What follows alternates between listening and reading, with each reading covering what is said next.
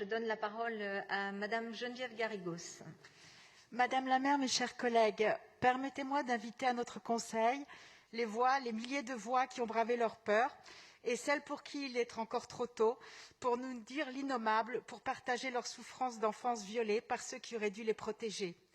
MeToo inceste. Avec ce hashtag, ont jailli les mots enfouis qui leur vie durant les ont hantés. Ces filles, ces garçons n'avaient souvent même pas 10 ans, n'avaient même pas encore appris à les écrire. Moi, j'en avais 5. L'inceste, les violences sexuelles, les violences physiques n'ont ni classe sociale, ni religion, ni parti politique. Elles ne sont pas des faits divers, elles sont un fléau qui ronge toute la société. Et c'est collectivement que nous devons en finir pour mettre fin à ce silence qui laisse sans recours la souffrance de tant de victimes. Ces violences, même lorsqu'elles ne tuent pas,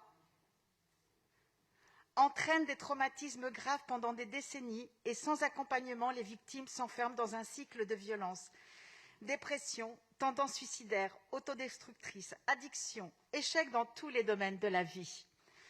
Les neurosciences démontrent de manière froide et sans appel comment le développement cognitif et socio-émotionnel des enfants peut être entravé par ces violences. Elles montrent tout aussi clairement que les interventions permettent aux victimes de se reconstruire, surtout quand elles ont lieu au plus tôt.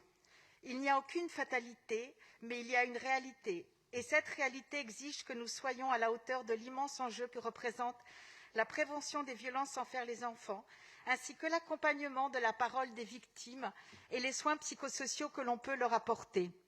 Notre collectivité doit prendre sa part à ce combat, qui est un enjeu de santé publique à part entière.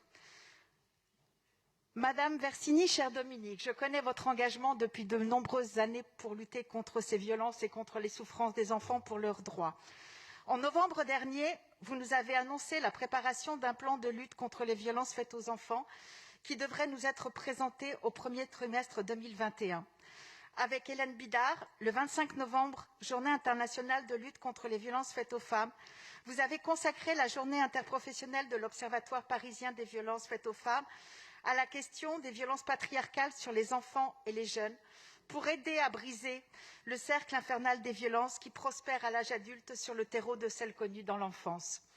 Sans vous avancer sur les points qui, pour l'heure, ne seraient pas décidés, pouvez-vous nous indiquer quelles pistes ont été retenues comme prioritaires dans vos travaux et avec quels acteurs de la protection des enfants au sens large vous avez engagé des démarches?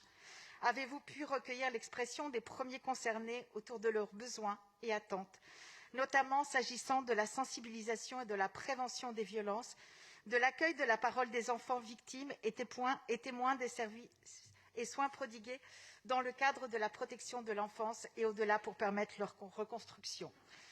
Je vous remercie par avance de toutes ces précisions et je demande à chacun dans cet amphithéâtre, dans cet hémicycle, de s'engager à faire respecter pleinement la dignité et les droits des enfants qui ne sont pas moindres que les nôtres.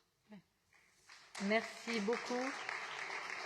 Merci, chère Geneviève, et puis merci aussi pour votre parole libre qui aidera beaucoup d'enfants, de jeunes et d'adultes aussi à trouver ce chemin pour se reconstruire. Merci beaucoup.